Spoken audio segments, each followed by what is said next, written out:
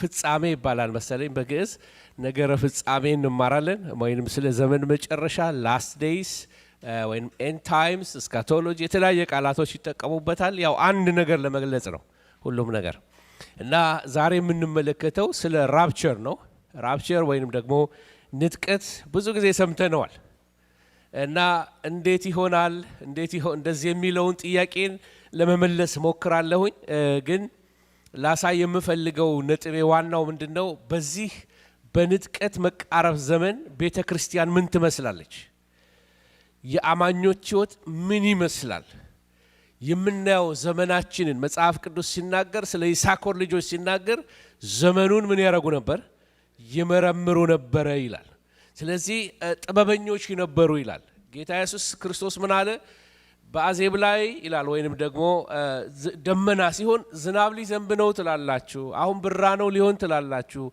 የሰማውን መልክ ታውቃላችሁ የዘመኑንስ መልክ ለምን አታውቁም ብሎ ጌታ ተናገረ እና ዘመኑን ስናየው ምንድነው የሚነግረን ነገር ትውልዱን ስናየው ምን ይነግረናል ትውልዱ ላይ የሚነበበው ነገር ምንን ያመለክተናል እነዚህን ጥያቄዎች ለእናንተ ጥልና ከዛ ወደ ትምህርቴ ገባለሁኝ ወሬው ሁሉ የሚያስፈራ የሚሆነው በምድር ዙሪያ የሚልን መዝሙር ሲዘምር ብዙዎቻችን እናውቀዋለን በዛ ዘመን ወሬ ሁሉ የሚያስፈራ ከሆነ በዚህ ዘመን ደግሞ ወሬው ሁሉ የሚያሳብድ ማለት ነው ስለ ዜናዎች ቁጭ ብያይ ነበርና አፕ ቱ ዴት የሆነ ኢንፎርሜሽን እንዲኖረኝ ይፈልጋለሁ ምክንያቱም ለትምህርት ይጠቅመኛል ዘመኔን መመረምረው አንዱ በዛ ነው ሌላው በመንፈስ ነው ትላንትና ዜና አይታችሁ እንደሆነ በፓኪስታን የነዳጅ ቦቴ ፈንድቶ ቢያንስ 120 ሰው ኢንስተንትሊ ሞቷል ተቃጥሎ እና አሁን ለኛ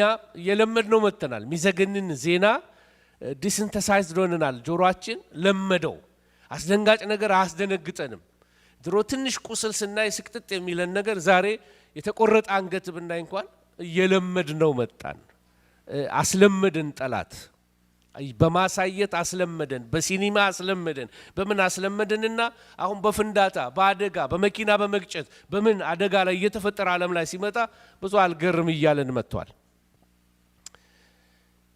የዛሬ ቀን ዜና ነው ምነግራችሁ ይሄ የመሬት ናዳ በቻይና ውስጥ እንዳለ አንድ መንደር ቀብሮ ብዙ ሰዎች ሞቱ ገና የቀሩ 93 ሰዎች አሉ ጠፍተዋል ኦብቪየስሊ ከዛ ውስጥ ጥቂቶች ሊድኑ ላይድኑ ይችላሉ እስራኤል በጎላን ተራራ አካባቢ ላይ የሶሪያን የውትድርና ካምፕ ደብድባለች ትላንትና ምንድነው የሚነግራችሁ አሁን ለኛ ዘውትር ዜና ነው አይደል ግን ነገሮች እየጨመሩ መልካቸው እየተለወጠ እየመጣ ነው በእንግሊዝ ሀገር ትልቅ ህንጻ ሲቃጠል የዓለም ህዝብ ሁሉ ተመልክቶታል ብዙ ሰዎች ራሳቸውን ከእሳት ለማዳን ከፎቅ እየተወረወሩ ተፈጥፍጠው ሞተዋል ያ ደግሞ ራሱን የቻለ ሌላ ረብሻ ወይንም ሰላማዊ ሰልፍ በእንግሊዝ ሁሉ እየተደረገ ነው ያለው ይሄ ነገር እንዲመረመር በቅርብ ጊዜ እንግሊዝ ፓርላማ በሳይበር አታክ ደርሶበታል ምን ማለት ነው የፓርላማው ዶክመንቶችን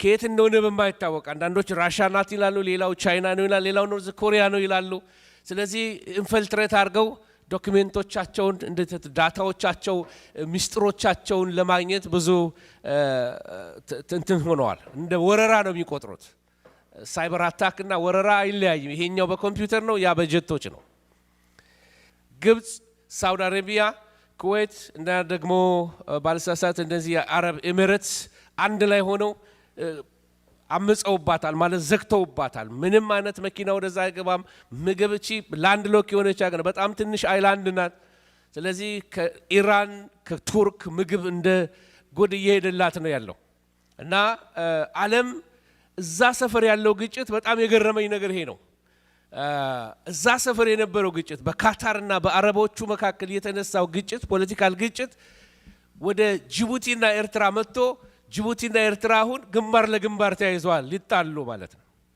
እዛ ሰፈር በፓርላማ ይደባደባሉ እኛ ሰፈር ደግሞ በጥይት ልንደባደብ ነው ስለዚህ ዓለም ግሎብ እንዴት እንደተያያዘች እንድናይ ነው እዛ ጋር የተነሳ ረብሻ እዛ ሰፈርም አፌክት እያደረገ ነው ኔትወርኩ በጣም ጥልፍልፍ እያለ ነው ፖለቲካዊ ትስስሩ ኃይለኛ የሆነ መጥቷል ወይ ወደ ጥፋት ይመራል ወይ ወደ ደግሞ ወደ ተሳካ ነገር ይመራል የሚያስፈሩ ነገሮች በዓለም ላይ እንዳሉ እንድታውቁት ነው።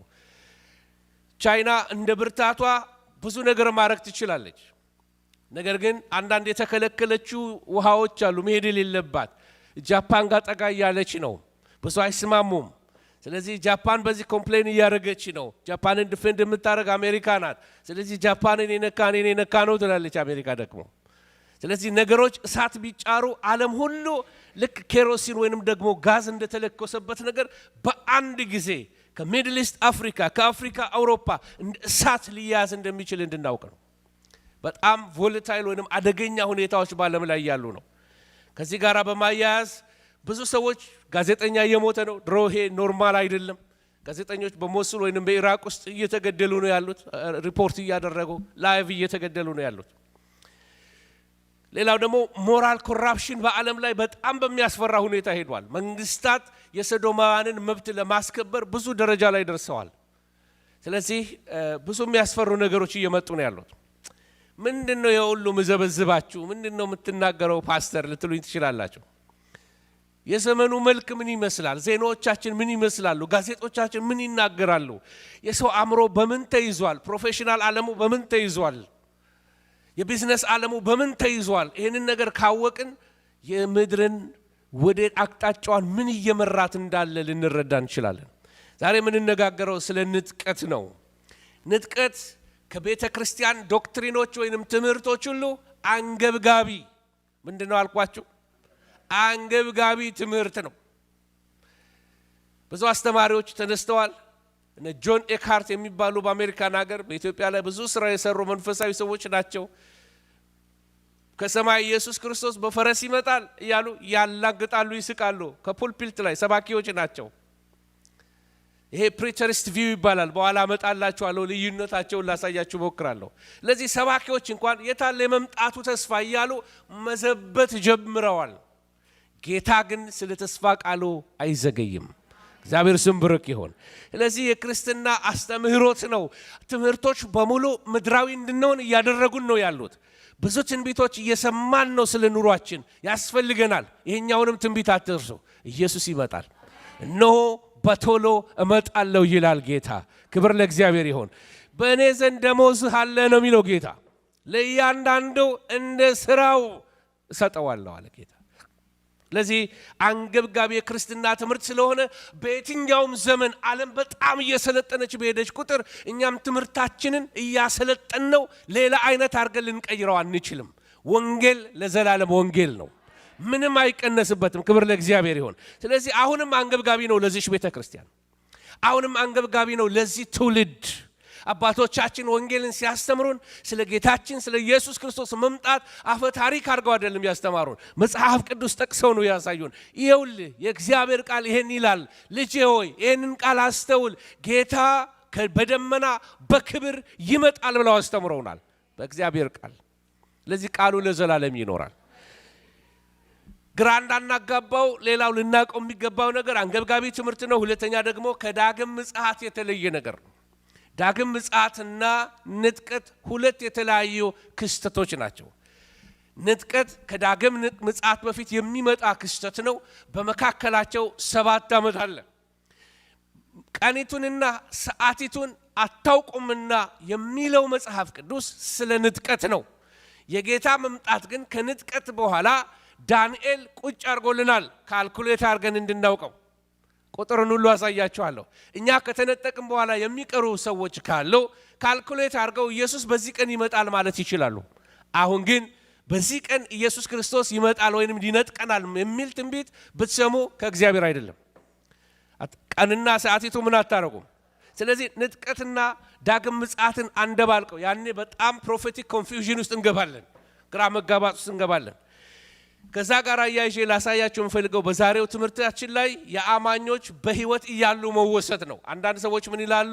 እኖ እመጣለሁ የሚለው ትንቢት መሞቻ ቀኔን አላውቀውም፣ ስለ ሞት ነው የሚናገረው። በሞት ወስደሃለሁ ነው አላለማ። በሞት ወስደሃለሁ አላለም ጌታ። አንሞትም እያልኳችሁ አይደለም፣ እንሞታለን። ቀናችን ሲደርስ እንሸኛለን። ኧረ አሜን በሉ። አዎ ግን አላ እንዲህ አይነት ትምህርቶች ስላሉ ነው አንሞትም የሚል ትምህርት ስላለ በዚህ ትውልድ መካከል ሊሞቱ ሲሉ ነው የሚያውቁት። ነገር ግን ጌታ የሚናገረው በስጋ ስለመሞት አይደለም። ንጥቀት ብሎ ሲናገር ይሄ የሚበሰብሰው ስጋችን የማይበሰብስ ሆኖ ይቀየራል። የዛን ጊዜ ጌታን እንመስላለን። ከዛ በኋላ በማይሞት ስጋ ወደ ጌታ እንወሰዳለን። ይሄ ነው ንጥቀት ማለት። አሜን በሉ።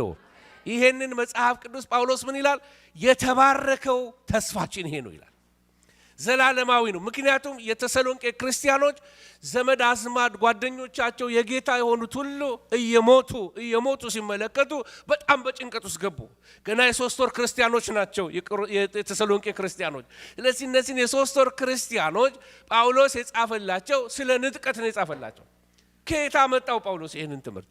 ከዛ በፊት የት ቦታ ላይ ተጽፏል ይሄ የንጥቀት ትምህርት? ጳውሎስ የፈለሰፈው ነው ወይስ ከየት የመጣ ነው? ዛሬ እሱን ላሳያችሁ ሞክራለሁ። ንጥቀት የመሰብሰብ ጊዜ ነው። ሃሌሉያ። በሞት የቀደሙንን የጌታ የሆኑትን ዘመድ አዝማዶቻችንን፣ ታላላቆቻችንን፣ ሐዋርያትን፣ ነቢያትን ሁሉ እንደገና እናገኛቸዋለን። እግዚአብሔር ስም ብሩክ ይሁን። በጌታ ሆነው ያንቀላፉትን እንደገና እናያቸዋለን። ስለዚህ ሐዘናችሁ ሁሉ ይላል ጳውሎስ ሲናገር እንደ ዓለም አትዘኑ። ምክንያቱስ ይሄ ሲዩ ሌተር ነው እንጂ ጉድባይ ፎሬቨር አይደለም። ከኔ ጋር ናችሁ ወይ? እንደገና የሞቱ ታላላቆች ወንድሞቻችን እህቶቻችንን በጌታ አንቀላፉትን ሁሉ እናገኛቸዋለን። እኔ እናቴን አገኛታለሁ፣ እርግጠኛ ነኝ። ሃሌሉያ። አባቴን አገኘዋለሁ፣ ወንድሞቼን አገኛቸዋለሁ። በምድር ያተረፍኩት ነገር ቢኖር ዘሮችን ወደ ወንጌል ማምጣቴ ነው። አሜን። ትልቅ ቤት አልሰራውላቸውም፣ ትልቅ ተጎት አልገዛውላቸው፣ ግን ወንጌል ሰብኬላቸዋለሁ። የጌታ ናቸው። ኢተርናል የሆነ ህይወት አላቸው። ከበጉ ጋራ ለዘላለም ይኖራሉ። ከሲኦል ተርፈዋል። ክብር ለመድኃኔዓለም ይሁን። ወገኖቼ ሆይ የመሰብሰብ ጊዜ ነው። ሪዩኒየን ነው። ሪዩኒየን እንዴት ደስ ይላል ስንገናኝ። ሃሌሉያ። እንዴት ደስ ይላል። አንዳንድ ጊዜ የድሮ ሰዎች ስናገኝ የሆነ ነገር ውስጣችን ይመጣል። ገጥሟችሁ እንደሆነ የድሮ ጓደኞቼን ሳገኝ ስቄ ማላቀውን የልጅነት ሳቄ ሁሉ ይመጣልብኛል።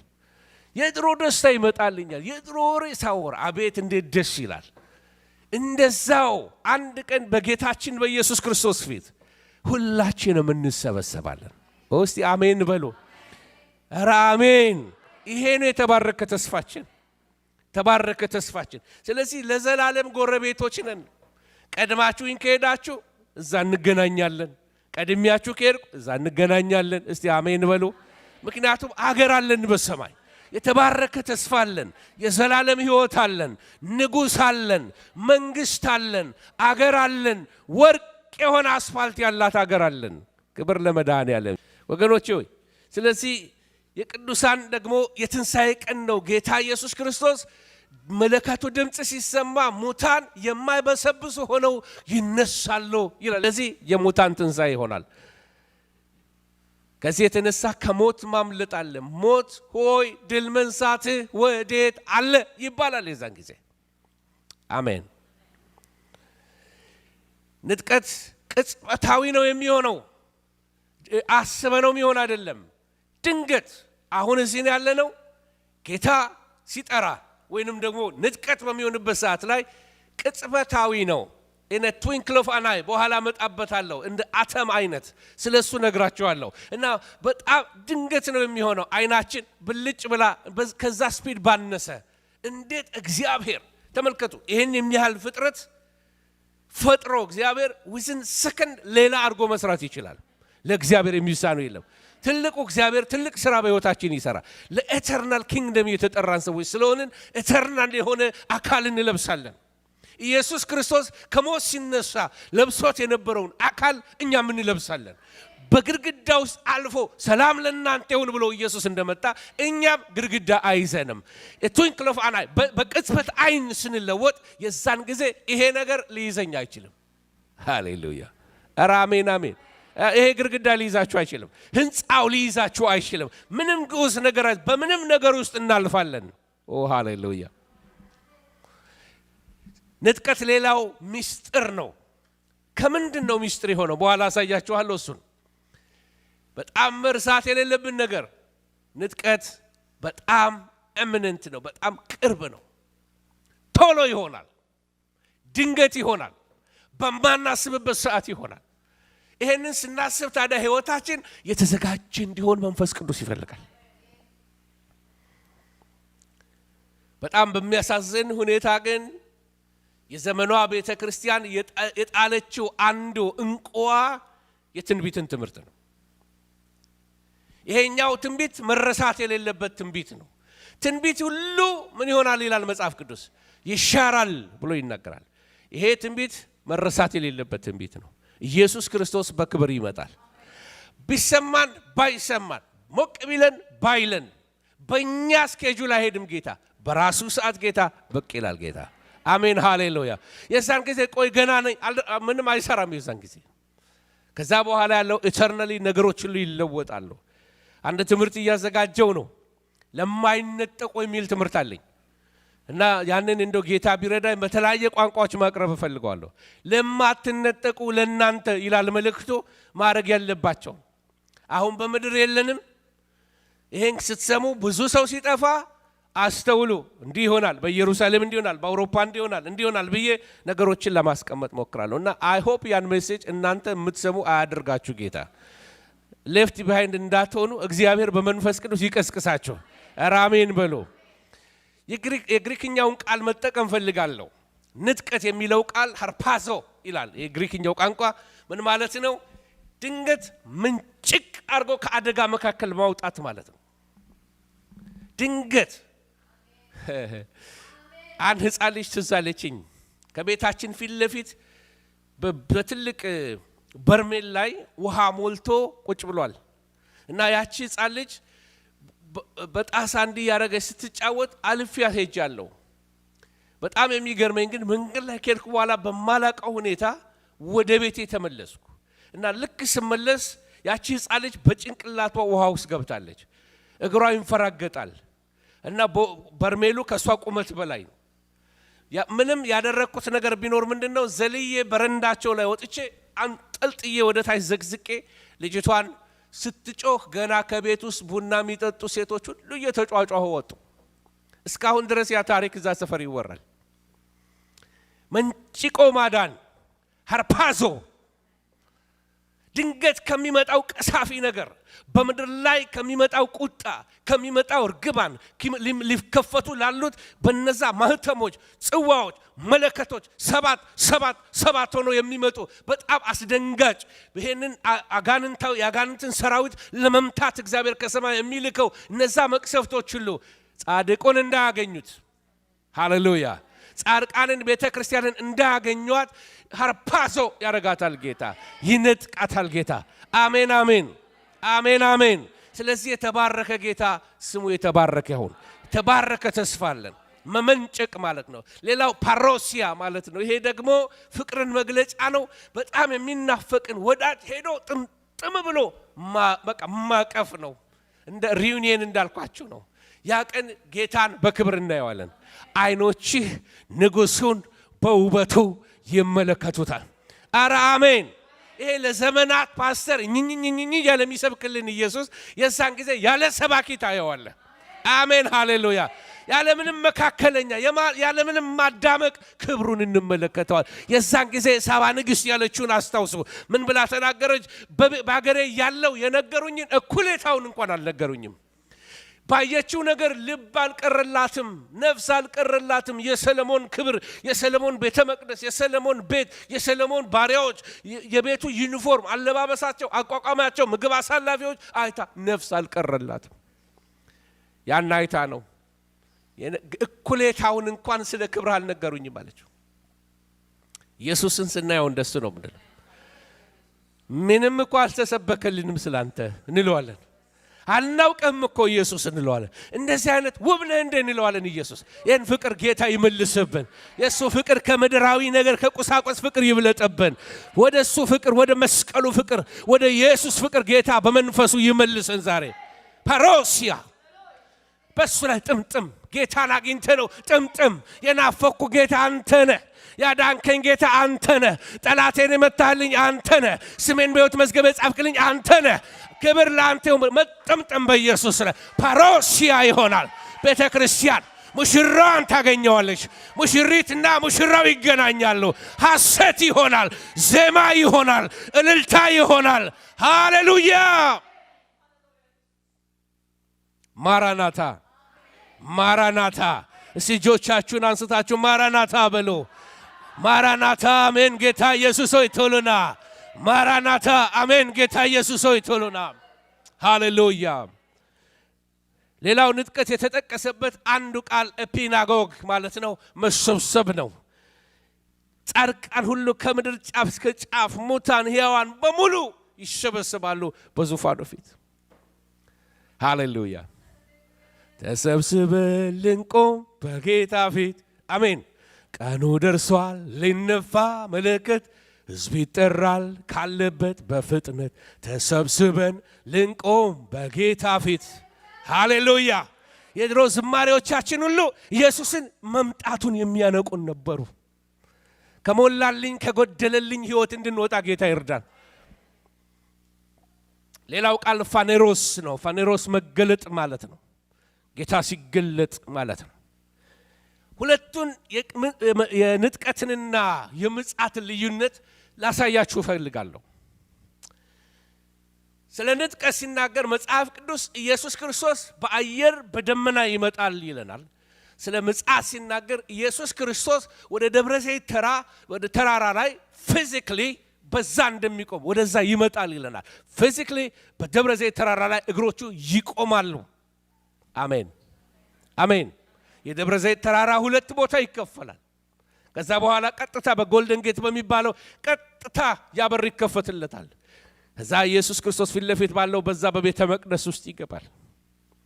እስካሁን ድረስ ያ ቤተ መቅደስ ያ በር ዝግ ነው። ጎልደን ጌት እስካሁን ዝግ ነው። ሃሌሉያ!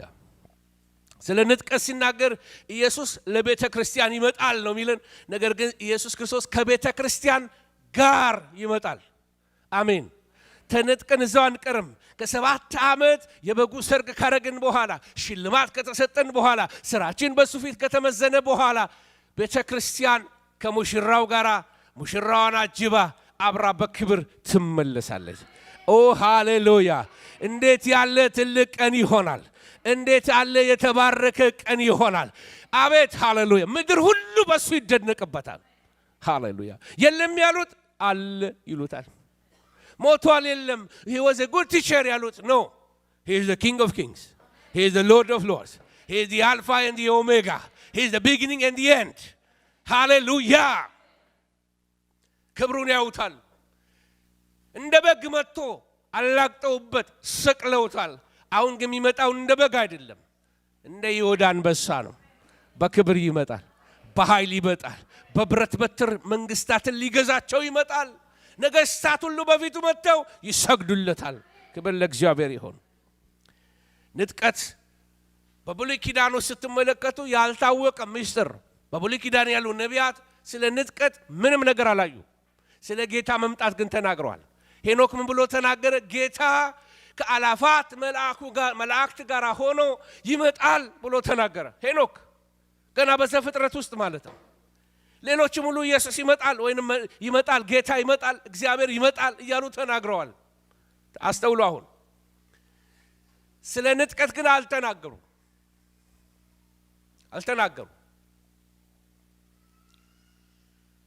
ዳግም ምጽአት በብሉይ ኪዳን ምስጢር አልነበረም። እግዚአብሔር እንደሚመጣ በደንብ አድርገው ይናገሩ። ጌታ ራሱ ይመጣል፣ አዶናይ ራሱ ይመጣል እያሉ ይናገሩ ነበር። ንጥቀት በስውር የሚሆነው like a thief in the night, ሌባ በሌሊት እንደሚመጣ ነው የሚሆነው። ንጥቀት ሰዎች ሲጠፉ ነው የሚታወቀው። ዳግም ምጽአት ግን